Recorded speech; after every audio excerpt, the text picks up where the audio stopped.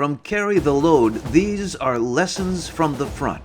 Stories of service and sacrifice from our military, veterans, first responders, and their families. Because we have infrastructure everywhere.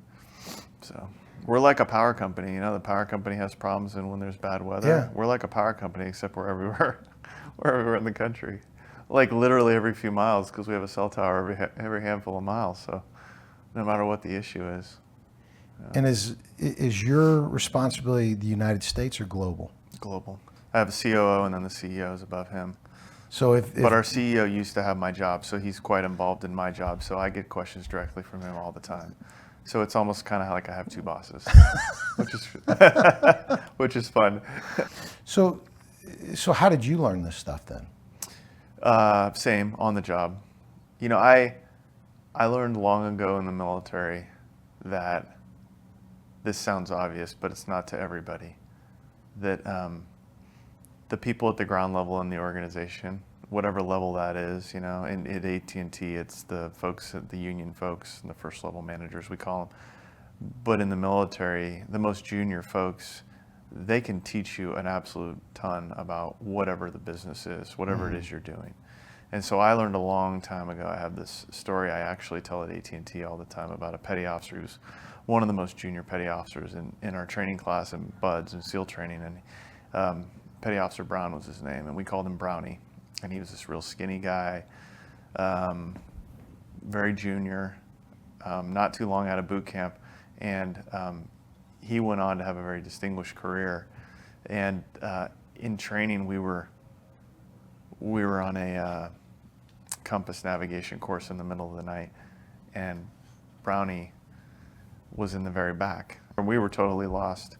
Going up and down these hills, we were on San Clemente Island, and we're under a tarp with a red light on the map for like the third time. So it was clear to everybody in the platoon behind us that we were lost.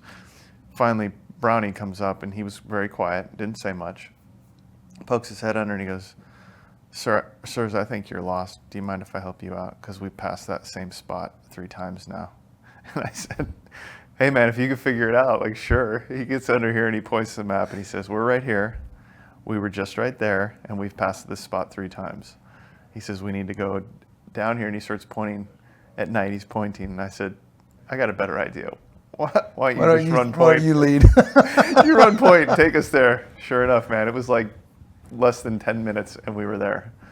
So I learned, I will never forget that story. I have probably told that story a dozen times at AT&T. Petty Officer Brown, you got to listen to Petty Officer Brown. So how do you interpret that though for your younger guys, your newer leaders that have this feeling and this belief that they're supposed to know it all? Exactly, yes. And it's the biggest mistake that leaders make as they move up in their career. One of the biggest mistakes. Arrogance is the number one mistake. But along with that is that you're smarter than everybody else. But isn't that kind of one and the same? It is. One is arrogance that you're just better than everyone else. The other one is that you're now smarter than everyone else because you got promoted. In fact, as you move up and your organization gets bigger, in a sense you get dumber. Yes. Because you know less and less about the broader organization. I have 29,000 people. I'm probably one of the least knowledgeable in the organization. If I go down the line, the people lower in the organization, they're the most knowledgeable about their domain. So I have to constantly ask a lot of questions and make myself vulnerable and almost make myself feel a little bit dumb, but I have to have the confidence to do that, or I'll make mistakes constantly. In comparison to what you did in the military, from a leadership standpoint, what translates, you know, whether it's as a SEAL, just as a naval officer in general, what translates really well into the civilian sector? Understanding how to motivate a bunch of people towards a common goal and how to get them to drive in a direction. Understanding how to communicate with people in a clear way, not overcomplicate things, again, to drive them in a common direction. All of those things that you learn in the military, selfless leadership, servant leadership, you're the least important person in the organization. The people on the front line, the grunts doing the work, they're the most important people in the organization. All of those skills that you learn in the military, they translate directly into corporate life.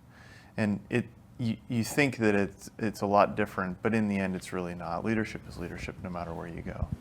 And I think in corporate America, they generally recognize that. There's a lot of corporate America leadership classes that are based on military type leadership training, though it may not say that in the corporate.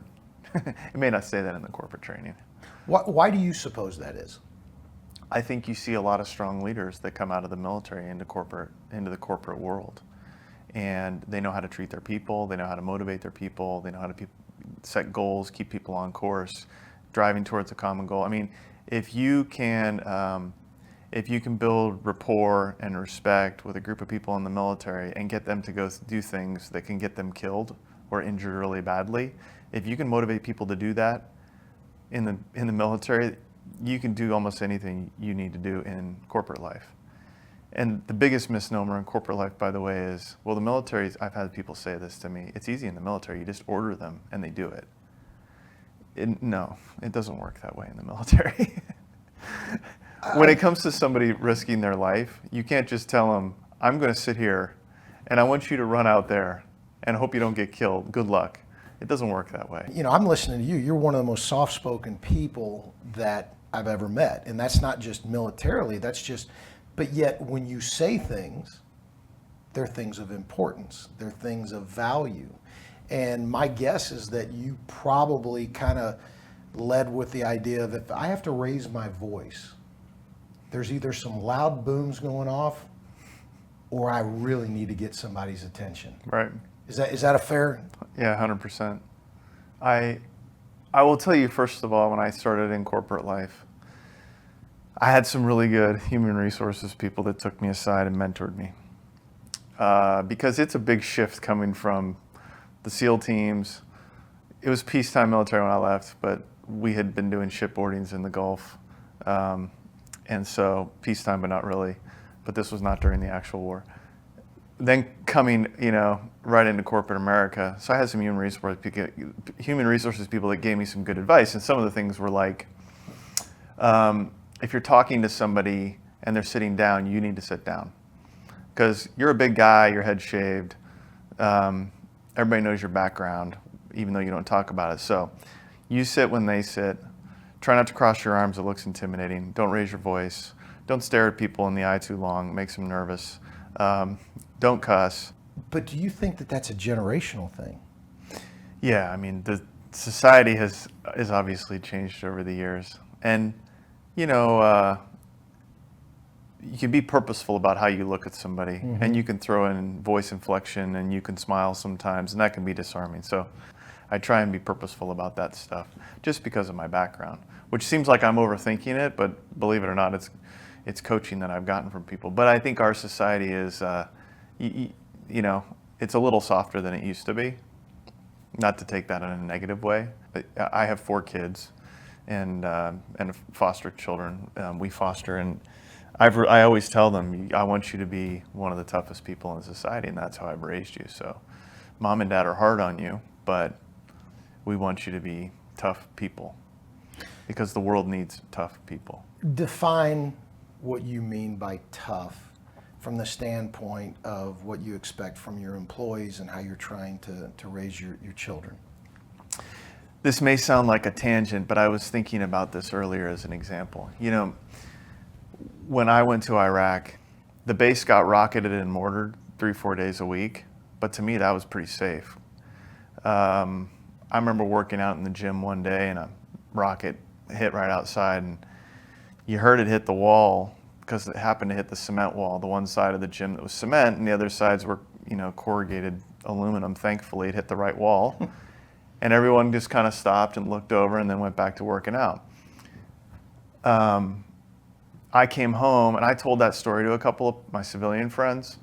And the way I explain it is, every time that happened and I started to feel sorry for myself or started to feel like, oh, I should get scared or nervous, I think about there's people out there every day who are going on hits every night. There's guys who are standing at guard shacks all day long for 12 hours. They could get blown up by a vehicle-borne IED. I have nothing to complain about. I'm one of the safest people in Iraq right now, and I just need to suck it up. Like they tell you in training all the time, shut up and suck it up. quit complaining. Embrace the suck. Exactly. And that's how I've raised my kids. Like, you can complain you didn't get what you want for Christmas. You can complain you didn't get the grade you want. You can complain about this or that. Figure it out. Like I mentioned, we foster kids, and these kids come in the house and we tell our kids the story of where this kid came from, and then immediately followed by, not in front of the foster children obviously, but immediately followed by, any problem you think you have, it's about this big compared to their problems in their life. So don't ever complain to me. And that's just how we raised our kids. There's no excuses. Some of these foster children that you're talking about, and you've told me some of these stories, you've never been in their shoes. Very few people have been in their shoes, and they're terrible shoes to have walked in. How do you guide someone like that when you've never been in their shoes? It's hard. It's really hard. It's taught our kids. And can you give an example of? Yeah, I'll give you an example because it has happened. We've had 9 or 10 kids. Mm-hmm. We've probably had 5 that have stayed for any amount of time, like 3 months or more. A handful of them for a year. And there's a common thing that happens with all of them, which there's a psychologist who could explain it to me, but I can't put it into clinical terms. But they will tell you stories after they've been with you for a few weeks, and you start to build trust, and mm-hmm. They start to tell you stories of things that have happened. But the interesting part of it is, and that's not an uncommon story with kids we've had, the saddest and most interesting part is when they tell you these stories, there's no emotion. It's like they're telling you a story they read in a book, which just makes you want to cry, because if my kids told a story like that, they would be, oh my gosh, like this is the worst thing that's ever happened to me.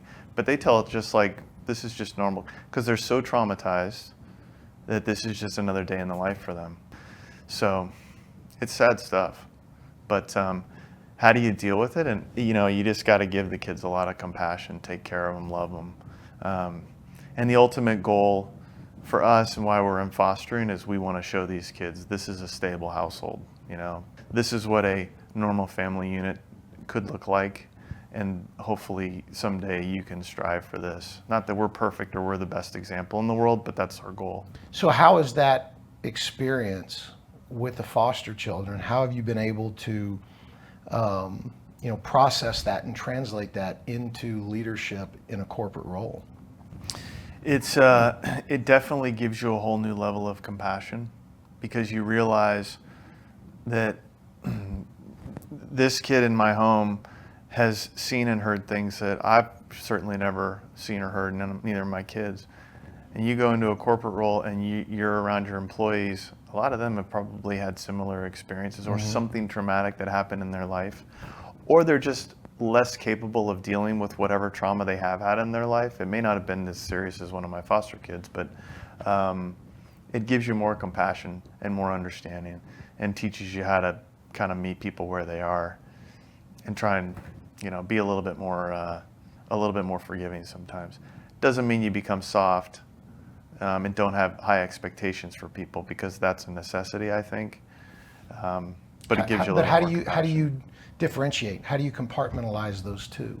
Well, yeah, it's hard. I mean, I try and ask questions without trying to discover and become a counselor and uncover what happened in their life. That's just trying to get them to say things or cue off of things that, hey, I'm having a hard time with this because of, and help me try and understand what the issue is.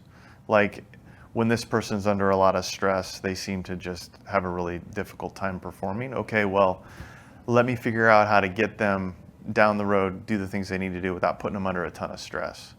They don't respond well to that, so maybe give them the assignment a little earlier than I typically would give somebody, so that they're, just as an example.